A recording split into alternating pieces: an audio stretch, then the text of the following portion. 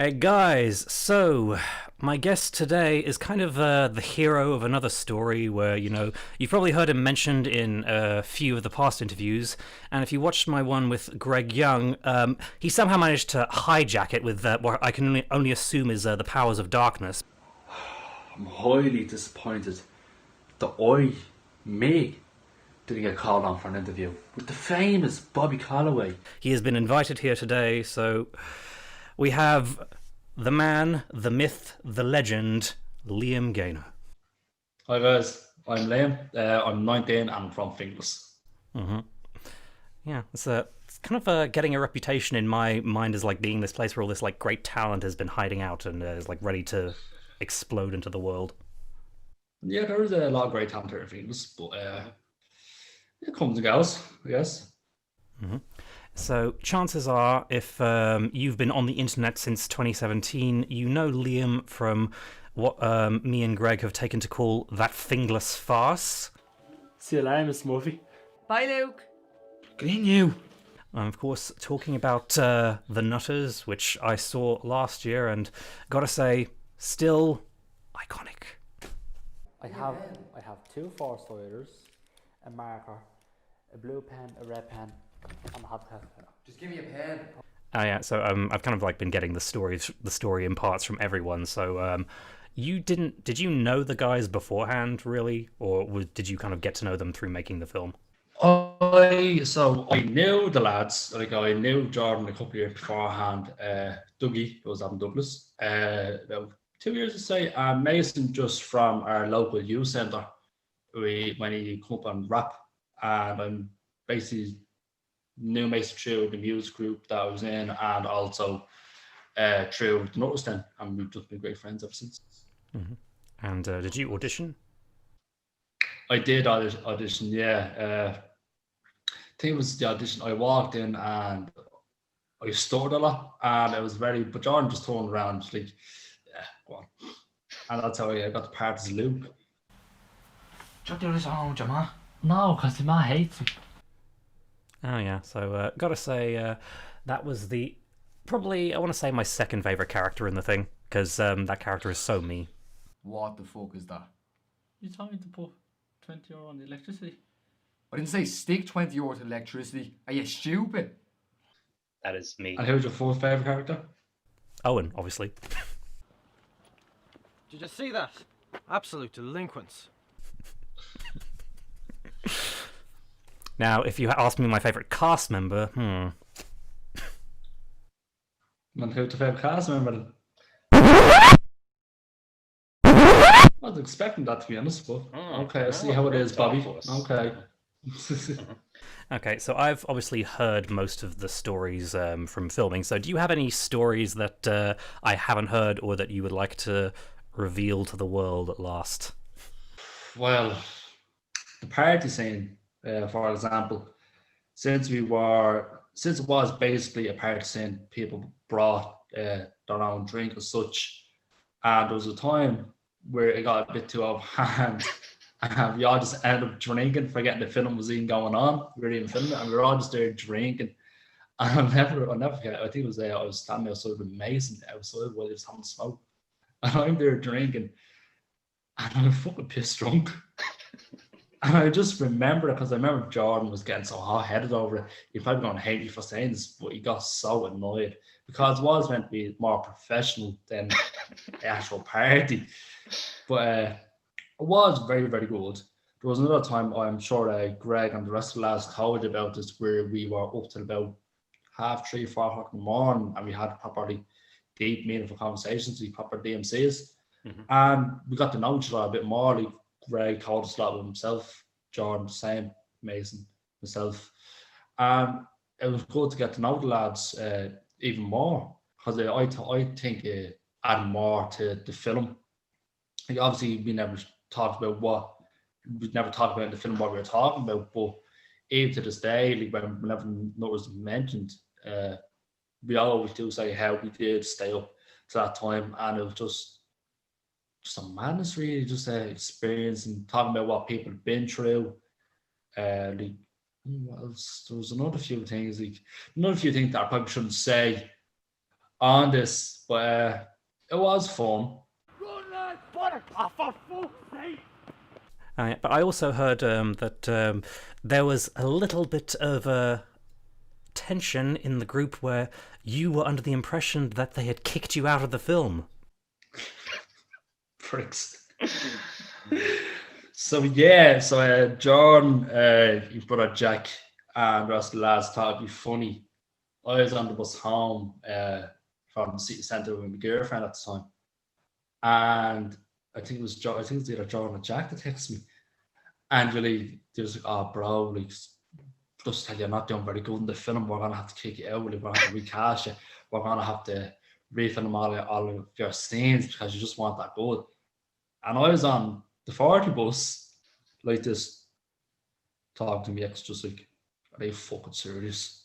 And I got really annoyed. I nearly went and just got out the bus and just let out a big scream. Oh. But they kept going along with it, and I just ignored the text. And I think they figured out that I was annoyed because they rang me ex and was like, tell him we're joking, we're only messing. And I got off the bus because our bus stop is only across the road from Jordan. And I got off and I went straight down because, "You fucking serious?"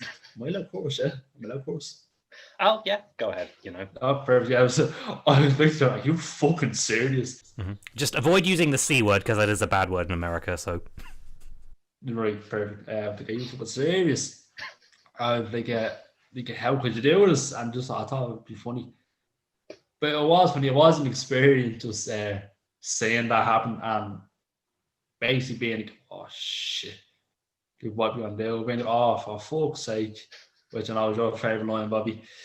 Well, no, my favourite line is when Jordan goes, That's disgusting. Get that off you now. But yeah, no, that it was funny. I was upset when it happened because it was before it's like real, like sort of acting experience, and because I thought I knew the lads well, like, "Oh no, they never do anything like that to me." But the way they played it off, oh, I was so annoyed.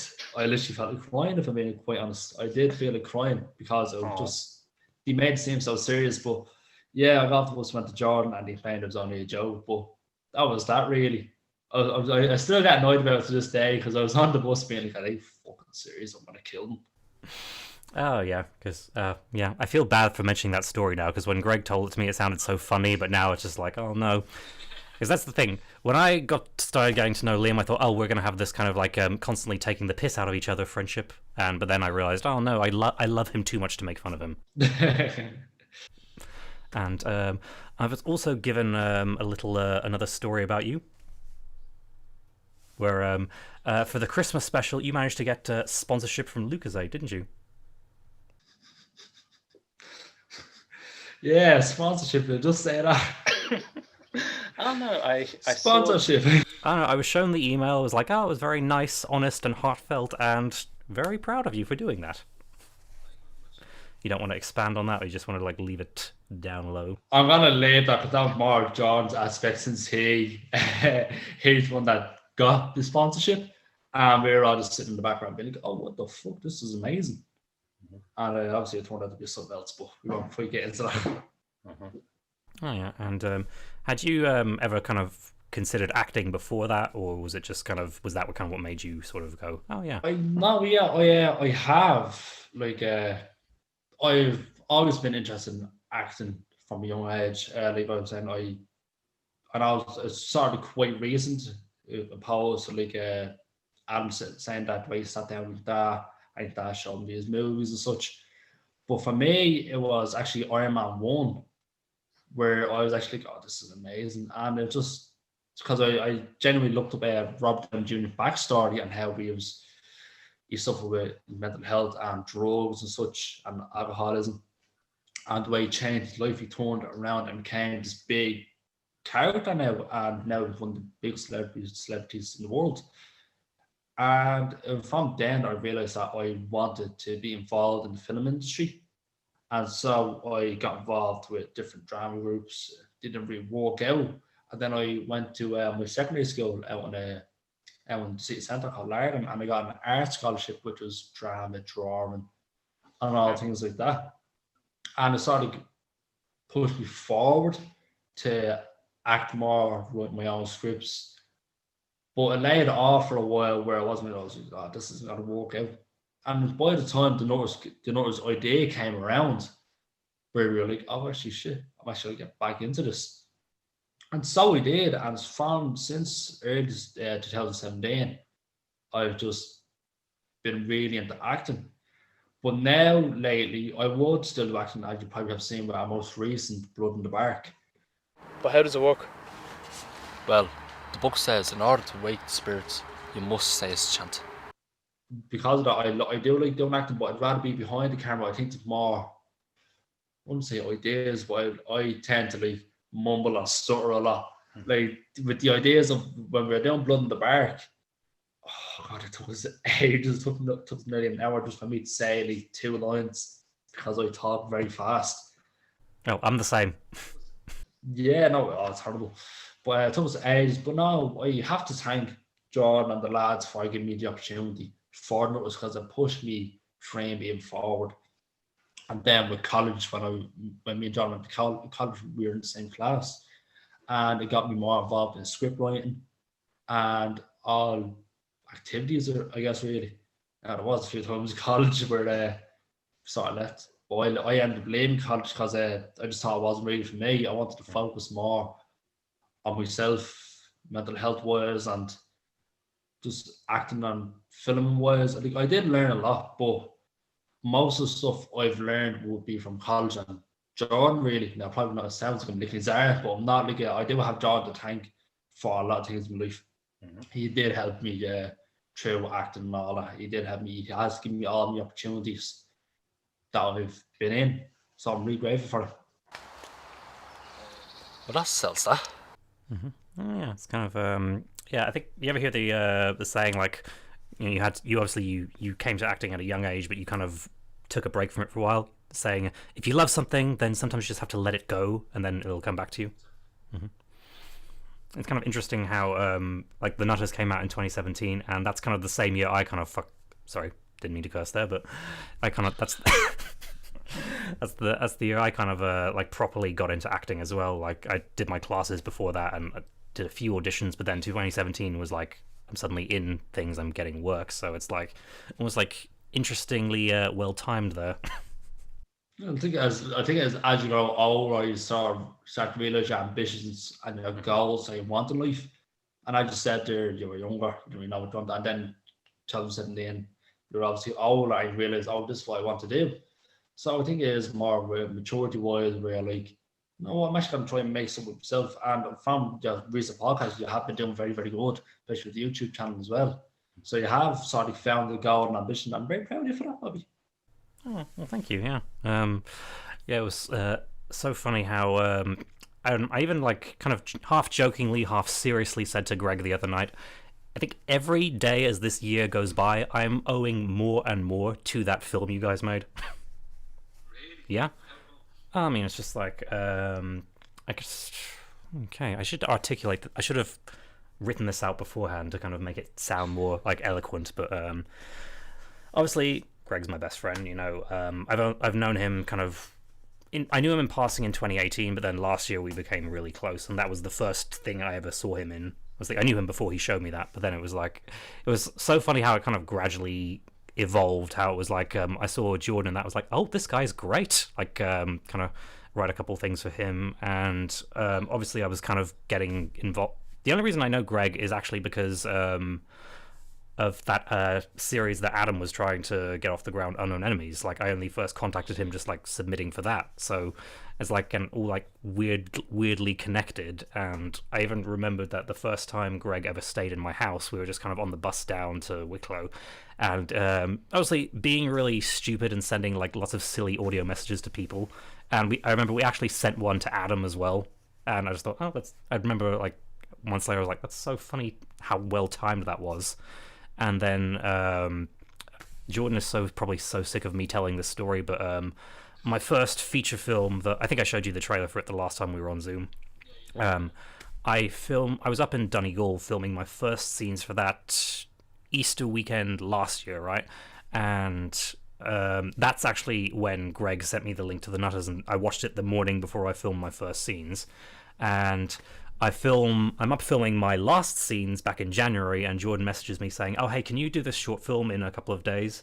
And so obviously I'm like, "Yeah, want to work with Jordan." Just I did the whole like getting up at 5, did my 4-hour bus trip from Donegal to Coolock, and met Jordan there, and actually Adam was in the canteen there, and see, I was just kind of waiting at the back, just kind of, I was there a bit early, and it's funny, I could actually like see him like at the very end, and I was like, that guy looks familiar. Is that the guy? But obviously I didn't know him, so I didn't want to like, I had 2 big bags with me, so I didn't want to like get up and just like make a big scene saying, "Hey, I think we've spoken before." But yeah, we had Greg had us all in a group chat for his sessions, and so I think I texted him afterwards, and then after a couple of chats I was like, "Oh, add him," and now haven't really stopped talking to him since, and he's like a really close friend to me. And oh yeah, I just realized it's how funny how I'm able to recognize Adam from like a distance away, and like Mason It's the hair. Yeah, but Mason, right? I saw seeing Mason in 3 different things, and he was wearing the same thing in the music video that he was wearing the day that I met him, and I didn't know that was him. Mason doesn't really change. He always had the same haircut, same face structure. Now he did grow a bit of a beard, but he looked, oh jeez, I want him to get into that. You kind of hate me for saying that, but he looked like an elflet. Well, he is an elflet. Oh, yeah, and Adam Kearney was there the day as well, the day I met him too. So, and again, well, we may as well go straight to the deep stuff now. It's like this year has been really tough for all of us, hasn't it? And it's just like Adam Douglas. He's actually been there for me so much, and it's like kind of I always just love getting to know new people anyway, and it's like pretty much I want to say by May I was like, this guy feels like family to me now. And again, obviously ended up getting quite close with Adam Kearney as well, and again, yeah, hopefully Jordan won't mind me saying that I feel very close to him too. And I think I remember messaging you saying like, "Oh, I love the rest of them. Am I going to love you as much as well?" And in hindsight, the answer is yes. So that was just me rambling. So yeah. But yeah, I guess I have to thank all of you for, who would have thought that film that you made back in 2017 would end up like having so much value in hindsight. Yeah, that's it. It was an experience, I guess, and we never thought it would blow up the way it did. Like, and then the Google Tech Fest Award. Oh, I didn't know that. Yeah, we got an award. We were up on stage, but the one thing I'll always hit the lads for is when they were like, "Oh yeah, we'll wear like slacks and a short and such." So I was like, "Yeah, cool, no bother, I'll wear that, and I'll send you the picture if you want to add it in." It's all of us on stage, so it's me, Adam, Mason, Jordan. I think Greg's there as well. I don't think Greg was there. I don't think he could make it up for the award. But we were there and we were on stage, and I'm the only one in like suit bottoms, shoes, and a short, and all the rest of the lads were like the shorts and trousers and all, like in bottoms and joggers. And I just looked, you could just see there was a girl taking the picture, and the picture that we used, and you just see all the lads smiling that way, and I'm there staring at the camera like this, stone just in disbelief that I'm actually on stage getting an award, which I was very grateful for, but also in the outfit that I was wearing as well. It was ridiculous. But now it was that was an experience as well in itself. Just being able to, oh shit, we're actually here. We actually made something. I never thought I'd be able to stand on stage, or I didn't go to Google headquarters and receive something like this. Never mind just put up on YouTube or actually acting in something. It was such an experience, and I am so grateful that it happened. Especially with the lads. Like, the lads were just amazing. Getting time to somebody mess up the line, they weren't being like, "Oh yeah, you did that." Like, they were more very supportive. Like, "No, it's okay. Chill out, take a breather, go again." And it was that easily. We got it done like that. It was so quick the way we got it done, and it was mostly because of the lads. Like, I don't keep saying it, but the lads are very, very supportive. And the way you've said as well, but Adam was very supportive as well in it. like as I was saying, we all sat down and had our deep meaningful conversations at 3 o'clock in the morning, and we all just listened to each other. So I'm grateful for every single one of them, especially with people who were there at the party scene or in school scene, and especially with Jack as well behind the camera. It was very, very good to do it. So I'm very grateful for every single one of them. Ready to crack a few caldons? Yup, the sesh. And it's great how you can kind of see how you've all evolved since then as well. Yeah, it's been a madness since then. Like since then, it's just a real different. Like we've talked, we've had our fights, we've had our arguments, we've had our lovable moments, but we're always there. It's like a little family. I will always say this: the lads are going to be, oh, that's real crazy, but now with Jordan, Mason, and even Luke, Kane, and all the lads that were there that we've grown with, it is like our little family in itself. And like families do fight, they do argue, but we're always there for each other at the end of the day. Oh yeah, that's see, you didn't think that you would have a nice quote, but there, that is the title quote. Yeah, and yeah. So what are you kind of hoping to sort of move on to next from this? Because you said you had a few ideas and a few kind of you'd like to do more than just in front of the camera as well. So I wouldn't say I'm very good at script writing. I've sent around a few of my treatments and scripts, and you have got very good reviews. You got the lads, obviously, because I thought you are very good. But personally, Send them to me. I'm very helpful at giving feedback. personally, I think I'm always there for the opportunity. Like if one of the lads will text me and being like, "Oh yeah, do you want to act in this, or do you want to be behind the camera for this?" I'd be like, "Oh yeah, 100%." But myself was, I'm thinking of kind of chill back and chill out for a while. Let the ideas just roll in. Like I have one or two ideas there that I'm very focused on making, but I'm not gonna make them just yet because I want to learn to like do this all myself.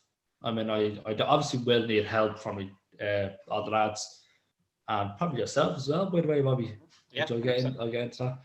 But Just don't offer me a nothing part like everyone else does. I do have ideas there that I do want to. What's the word? Publish? Like I want to put out there and Yeah. show off. Develop, Really yeah. develop, yeah. But for the time being, I'm just gonna sit back and help out. Really, I think I'd rather learn more before I continue on my own. Because if I let's say if I put something, I'll end up doing a half-arsed. I end up like not being able to like, do it right, and I want it to be done properly. I look like Donald Trump doing it properly. I want to. Yeah, I want to do it properly and make it like worth people's time to watch, not just people click onto it. That's already what watch later, and then they don't end up watching it.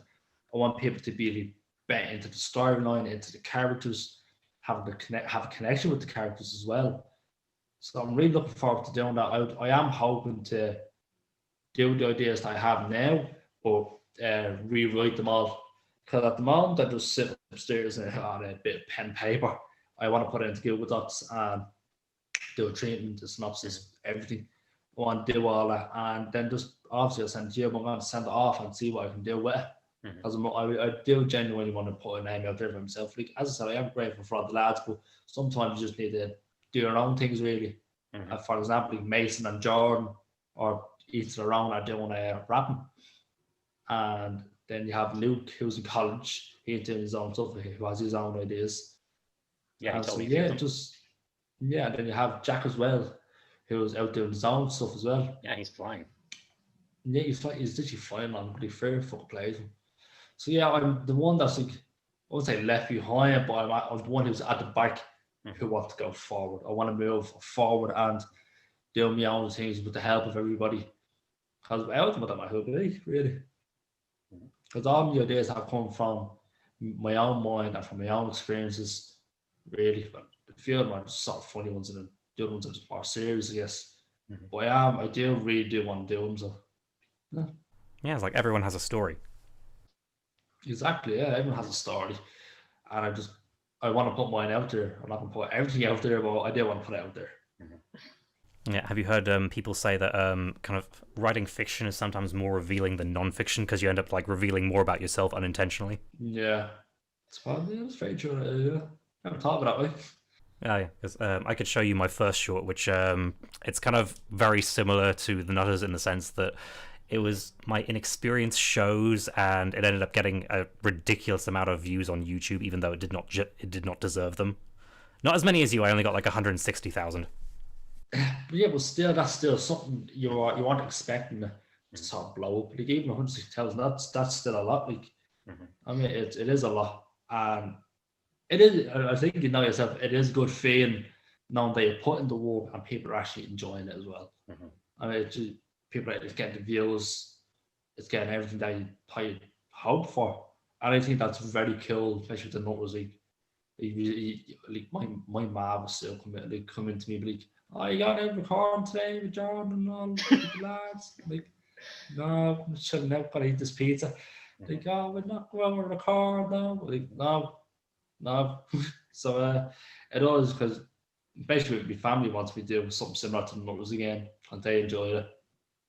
And Good to have that still, support. what's that? It's good to have that support.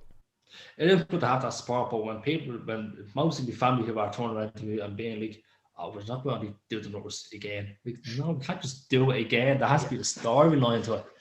The way it was, obviously you had the numbers, but then the Christmas special, there was a storyline to it, but not as much as the numbers. So in order to do another numbers, it would be hard. But this is the thing I wanted to tell you about, Bobby. Numbers Part 2 is coming out. Oh, okay. Well, wouldn't it be Part 3 because you know the Christmas special was Part 2, wasn't that? Look, we don't talk about the Christmas special. Okay, that was like a spin-off. But no, yeah, well, Numbers Part 3 is in development, and I wouldn't say in production just yet, but it's in development. We're writing up the scripts, so you'll have that to look forward to and take more of our dialogue and lines from it. Oh, yeah. Well, I don't know. I could say something nice and deep and slightly emotional next, just to really make you feel uncomfortable. May not make me feel comfortable. Go ahead. Okay. Yeah. Sorry. Yeah. There was. Sorry. What? Just don't pull a Mason on me. I don't even know what that means. Oh yes. Yeah. I just got that. Sorry. Oh yeah. Just. No. Well, if I did, I'd end up cutting it out anyway. Oh, and that's kind of what the process involves. No. Why am I saying this thing? No. Okay. Yeah. Okay. So Bobby must be serious now. Yeah. Because I think a couple of months ago there was a star from like the golden age of Hollywood, Olivia de Havilland, who passed away at the age of 104, and she was the last surviving cast member of a film called Gone with the Wind. You ever heard of it? I have heard of it, but I've never seen it. Yeah, and obviously she was the last surviving cast member of it for years, and after, on the day she died, I was just kind of reading like, you know, news articles, and she said something that kind of she said that obviously before she died she would sometimes watch the film. Yeah. I don't know why I clarified yet. Yeah, so she said that she would sometimes watch the film just to kind of reconnect with her old castmates, you know, because obviously they've all gone, and she says she kind of, if it's almost like a reunion for her, she just loves like kind of seeing them alive and just kind of, you know, young and in their prime and on the screen. And I kind of realized that for a lot of my friends' short films, and I have to say the Nutters as well, you know, when we went into lockdown, I'm kind of a little more isolated than maybe you are up in your area, but I don't really know your situation. But it's like I didn't really see anyone for the longest time, and so in some ways, before I did my interviews, I was almost kind of watching that to kind of just reconnect with people, you know. So like kind of seeing everyone there and just kind of, you know, it was good enough for me at the time, and so that's kind of it's another value it has if you're not sick of me talking about that. Keep going. Okay. I think it's lockdown because since March it has been, I know it has been crazy worldwide, but especially here in Ireland, like I hear we were meant to be on to level 5 last night, and it obviously we didn't, but it just reminded me back in March where you couldn't see your friends, you couldn't do anything. I do look going out for the point every now and again, probably a bit too much. But it wasn't even that, because I missed going out with like, all my friends or meeting up with family. So it was hard not seeing them. Obviously, Jordan lives across the road from me, but the way things were going, like, oh shit, we can't see each other because what? he gets or I get. So it was hard not seeing anyone. Like, even next door now, I on my road there's a lot of elderly people, so it is hard not to like be like, oh yeah, come over, have a drink, sit down, have a chat. Can't do any of that. So it was very nerve wracking, just sitting in your room. I just said to myself, just sitting in your room, just if I wouldn't I have what would be very depressing, just sitting there. Like I said, I literally went back and watched the whole Marvel Cinematic Universe films, like the whole MCU films, in about once a week, a couple of days. It was that much that just it made me feel like weird in a way, just like because I never thought like in our lifetime we'd have to like experience a pandemic like this. Yeah. Like, it's so weird not being like able to go for food or go bowling or go to cinema. Now, obviously, you could still do stuff like that, but like my job closed down. I work in the Leisureplex. Probably shouldn't be saying that, but I work in the Leisureplex and we shut down because of COVID. And like, it was so good when it was open because the lads would come up see me work and we have to get bowling afterwards, or we go to the pictures, we go see a film. And not being able to experience that now, especially at our ages now, we're still young, we still want to go and enjoy life because we're at the age where we're able to go out and we're also able to like, do young stuff instead of having to sit in a house be like, oh yeah, I'm gonna go back and watch all these old films. But now it is sort of like that. You're like, oh shit, what can I do today other than the routine that we've put ourselves in, where you wake up, you'll have a shower, you'll have something to eat. Then what you do for the rest of the day? You might watch films, you might watch YouTube videos, you might do a podcast or an interview. But when anything else, it just feels like it's just one thing I keep seeing on Twitter. It's like a meme with Squidward, where he's in SpongeBob and I don't know if you've seen it or not. And he's there happy, but he's doing the same routine every day, and his smile gets lower and lower and lower.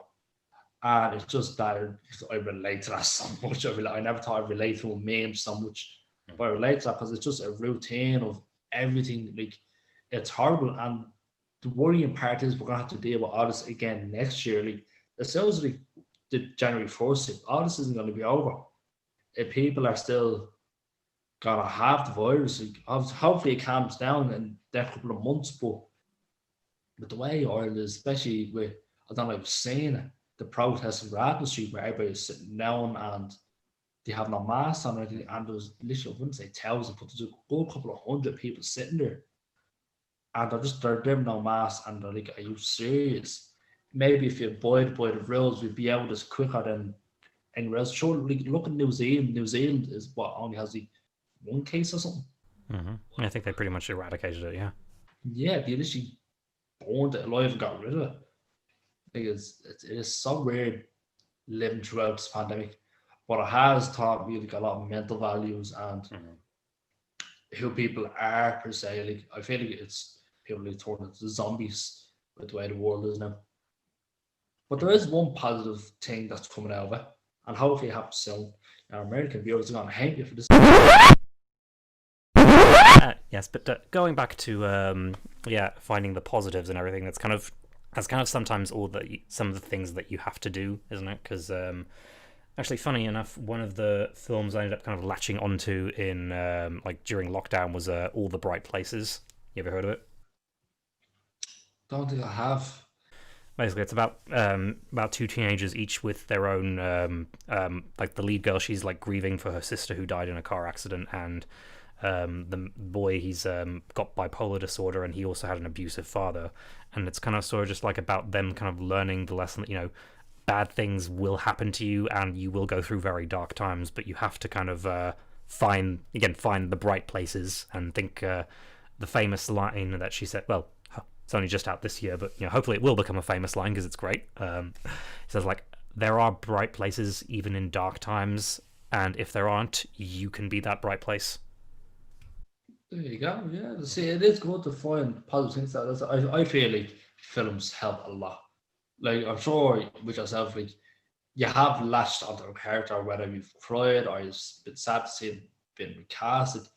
Like, with characters, with movies, it is good. Especially with the movie that you just said.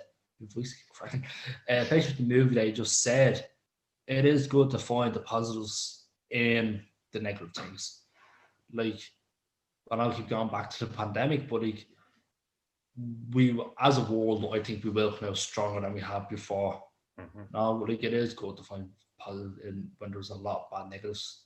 It is very, very good. So we'll agree with you on that. Yeah, because I know I've basically learned. Even though I probably seem like a very positive, affectionate guy, I'd say before this year I probably would have held back a little. Kind of, and still kind of like things I'm still getting over. Just I think somewhat like you're afraid to kind of let people know what they mean to you because you're almost like afraid of like being vulnerable and kind of being out there. But that's kind of taught me, just I think I've learned this year because basically my lifelines have been people like coming into my life and helping me out and kind of being there for me when I need them. So if someone's basically my attitude now is if someone is in my life and have like caused some value or whatever, then I have to thank them for it because that is important to me, and you've caused plenty of value to my life, so I have to thank you for that. Yeah, well, no, I haven't caused that much. All I did was record a film they end up loving. Oh no, I mean like talking to me this year. That's what I meant. Oh, but talking, yeah, I had very good talk. I do consider you a good friend now, as I was good. Oh, is that which side is the heart on? Left, but not that more the middle. Oh yeah, so just that's safer, yeah. But I was saying when you first said me, I forget what you first said me about. But afterwards, we just started talking, and it was just very good getting to know you, and knowing that there was actually people out there that actually appreciate film, because obviously you appreciate our work, because obviously you'd have everybody around film be like, oh yeah, maybe it was Leo, bro, yeah, you up. Like, no, but from someone who's outside in a different county, actually, and that's actually regional, like it is very good to say, I'm hoping, no, sorry, I got into tattoos on my arms a bit. Show it off. Well, I have this one. Yeah, it's a Northern Compass, but it's killing me. But so I'm good to say that our work has reached different types of viewers instead of just what we thought it would. Like obviously you've seen, and probably your viewers have seen, like the typical like Dublin like lad, like his cap, his jacket, and all that. But it's not that good seeing like someone who doesn't wear stuff like that, Bobby, or isn't a drug dealer, Bobby. Or I a drug dealer. Or I a drug dealer. I just deal in affection. You're a love dealer. Oh yeah. I'll give you a hug for a $5. What was that? I'll give you a hug for a $5. Fuck off. I'm gonna hug myself. But I was good saying that like our work did reach other people they never thought it would. Like I never thought I'd be sitting here now doing an interview like in my life. Like I never thought I'd actually end up doing, obviously you have job interviews and all that, but it's not the same. I'm actually talking about my ambitions and my goals of what I wanted. So it is good to see that things have changed and people did enjoy our work. You know what I mean? Oh yeah, 100%. Because this was nice. This was lovely and deep, wasn't it? See, I knew you'd be nice and one of the most insightful guests to bring on here. And I'm not like the rest of the lads where I'm like, oh yeah, no, this happened and that happened. No, I'd rather just sit down and talk about it and have a smoke. Yeah, and I remember actually when Greg sent me that email that you sent to Lucozade to get the sponsorship. There was one thing that really actually stuck out to me. It actually really moved me how you put it. You said you wanted to show that Finglas was more than just the stereotypes, and that the people there are more than just what we may think. So that, would you say that kind of informs a lot of what your own ideas are for the future as well, like what projects you want to do as well?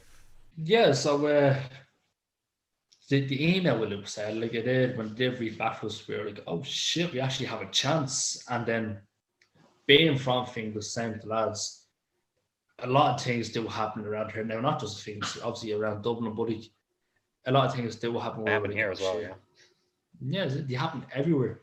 So we were trying to break that stigma of being like, just because we're lads, if you think that we're out drinking, doing drugs. No, we wanted to break that stigma of being like, no, this is what we're passionate about. We're going to show you that, we're going to prove it is. And so we did. And it's been released now. So say like we, Jordan Jack got a grant for their new short film. And that, like, I remember the seat that I'm sitting in now, Jordan came over and sat right here. I was over at the kitchen having a smoke. And Jordan turned around and goes, I have something to tell you. And whenever Jordan turns around and says something like that to me, I'm like, oh shit, what did I do now? And he turned around and goes, so see why we actually, I forget the words he said to me. He goes, see the way he said, see the way we applied for the grant. I was like, yeah. I was, yeah, we got it. And I was literally shaking. I was like, oh shit, what? And it was so good to see that we're actually putting ourselves out there and breaking the stigma of being like, oh yeah, the lads not gonna do anything. They're just gonna be waiters and sit around. But no, we're actually doing something good with it. And I'm so proud of myself, really. I don't know how to say that, but I'm so proud of myself that I'm able to go out and do something. So I'm really proud of it. You should be proud of yourself, yeah? Yeah. But again, Ash, I love myself. No one's perfect. Yeah, I'll say Can I you. ask you a question, actually? Me? Oh, well, hold on. I just remembered a fun quote that will underline that, so I'll mention that first and then you can ask. We're not flawless, we're a work in progress. That's all facts. That's, as I say, all facts, no printer. I love that. Yeah, so go on, ask away. In relation to smokes, how many smokes did Mason smoke when he was on the phone with you? Or on call with you? One, I think. I don't know. Yeah, I don't know. I think. But Mason, what the beating you? Oh yeah, because I remember he just he was on his bed and he just like stood up and just like went outside and continued the interview while he was having a smoke. So. Yeah. But yeah, no, it is good. I just said we are all works in progress. No one's perfect. Everyone does have their flaws. People might come around and be like, "Oh, you're perfect," or this, or that. Like, no, that's wrong. Like, everyone does have the flaws. Like, even myself, like, my flaw is I mumble and stutter a lot. So I call myself mumble and stumble. But I'm also like, I'm partially deaf as well. So even when we're filming, I'm Sorry. right, guys. It was nice seeing you. I'm gonna end the video. Sorry. But now, some of my best friends are deaf. Oh, but there you go. Yeah, but I was saying, like, even when we're filming, the lads would be talking to me and just be like staring off, and this is that I don't hear what they're saying. It's so it is. Like, people come from different backgrounds, especially being from things smoke all over the place, especially being from Finglas, where there's stigma around, like, oh yeah, you definitely sell drugs, you do this, and it's not. I mean, I look stoned. What the fuck? Whenever I just relax, I look stoned. But no, it's not. It's something different, and I am glad that like, I didn't like, go down the path of like most people around the area, or most people worldwide, really, because it has been getting bad. Like, what is the point of being like a racist or being against people's religions and all that? Just like live and love, really. I mean, it's nice to be nice. And my mom always says, and my mom also always says to me, if you get annoyed, build a bridge and get over it. Oh yeah, I heard like an addition to that quote. It's like, cry me a river, build yourself a bridge and get over it. There you go, same thing. Like, just keep going. Don't let anyone drag you down. Like, if someone turns around to us and it's like, oh yeah, films are shit. Like, okay, that's your opinion. Look what else we did. People like it. I mean, one person's opinion doesn't define who you are and what you did. I mean, because if you put content out there, there's always not everyone's going to like it. That's just the way of life. Because people have different opinions on everything. And even with like the the major releases right now, I'm one of the few people that hates Django Unchained. So, hell. Oh, thanks. I was very tired when I saw it, and I was like, "Will this movie fucking end already?" Oh, I do understand that. Yeah, it is a very long film. Then again, like, my favorite Disney film is Pocahontas, and that's the one everyone hates. I think Pocahontas is very good. Not my favorite. I made Adam watch it when he was down in my house. Oh, for fuck's sake!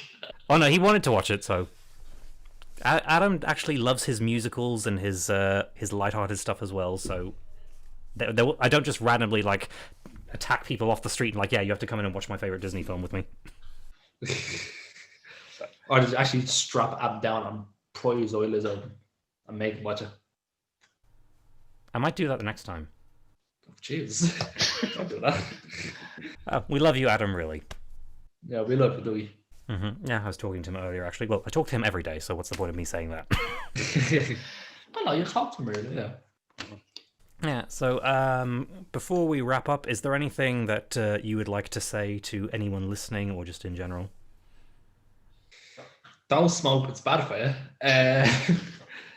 Honestly, I'd say no matter what people tell you, keep going, keep living your life. Obviously, you might have bad days. Like I struggle with my mental health a lot. I've had my family and friends be there for me. Like I have come to terms with it. I was suicidal for a while. I have been through a lot. Yeah. But I'm still here. I'm still going. I'm saying to yourself, you're still going. You're still doing your interviews. And no matter what people say to you, keep going. Build a bridge and get over it. Just keep being yourself. People might think you're weird or because you're doing this shit or that. No, that's you just being yourself. There's nothing someone to say to you where you're like, I don't like him. Like, and what if you don't like me? Fuck off. Just be yourself. Just be happy. Go out and live your life. Especially with the way the world is now. It is becoming a very tough time. Especially in lockdown. I feel like it is affecting people's mental health. And I think that's something that should be explored upon, whether you need to get help or you need to do something to make yourself better. So yeah, words of advice, don't smoke and keep living. Or as my favourite band says, stay alive. I like that. 21 Pilots quote, where is it? There. That's another tattoo. Okay. Thank you so much to the legendary Liam Gaynor for coming on here, and I finally, officially completed the whole set of Nutters cast members. Or as what was the nickname you gave me? Lazy bastard kookaburras. I still don't understand that. I really don't. There's no reason for it, It just one night, Greg was doing impressions, and he did a very good impression of you, and was like, "Oh, can you do him like falling off a cliff, shouting out lazy bastard kookaburras?" He did it twice, and then his mother came in saying like, "Your brother and sister upstairs heard that, and they got a bit worried." Right, what advice to Greg? Greg, don't be shouting all over your house. Oh, he shouts everywhere, For the script that I'm writing, that's Jordan and Adam will be in, and maybe you'll be in as well. I was writing a really intense argument scene yesterday between me and him, and he's like, "Oh, me and you having an argument scene?" I was like, "Yeah, I'm the one who's getting mad, so you're gonna have to tone it down for once." I'm looking forward to that. I can even. Well, yeah. You probably haven't asked, but I'm probably gonna send you the stuff and make you read it anyway. So. Up to 97 pages. I'm always up for reading scripts and like seeing other people's ideas. I mean, it is good to see people get out there and, as I said, be themselves. Yeah, one character is named after you. Remember? Yeah, I remember. I fucking remember because you used your real name as well, which I made change, by the way, because that name is forbidden. Which name is forbidden? Quite fucking well one name. I'm My name is Liam Gaynor, and Bobby wanted to use that. Well, no, it's only the last name that's used in the film. Like the character's first name is Luke, so. Yeah, you're using Luke's, our friend Luke. You're using his first name and my second name. Well, because it was like a nice little tribute to you. Although, yeah, I mean, Luke showed me the video of him doing the scene from Normal People, which was amazing, by the way. And I was even thinking, oh, well, if Jordan doesn't want to do this film, then I suppose Luke could do the role. So then Luke would be playing Luke Gaynor. Before we go, do you want to talk about... So Luke sent me a video yesterday. Do you want to talk about the pictures that you drew, Bobby? Oh, they finally got there, did they? Yeah, Luke has my one, yeah. He sent me a picture of yesterday. I didn't, well, not a picture, a video, but he shake the camera, so I didn't really see it fully. But from what I'm seeing, it actually looks very good. Mm-hmm. Yeah, I was kind of shocked at how well it turned out, because I did one of Jordan, and that didn't. I don't think it turned out too well. So I was like, but then when I did yours, I was like, oh, this is actually all right. Yeah, Luke was telling me that you used. Well, actually, I think it was you that told me as well. You used my actual profile picture from one of my Facebooks. Well, yeah, I told you. I said, oh, I'm thinking of using this picture, and it's actually the one that actually I noticed when I was sending you the email invite. It was actually the same picture there. The same picture. Yeah. I use that picture everywhere because it actually looks like a professional picture, even though it's only taken on an iPhone 7. Ah, well, you know, you have the resources to get headshots now, so. True, very, very true. And Do we have anything else to talk about? Abortion. We leave you with that.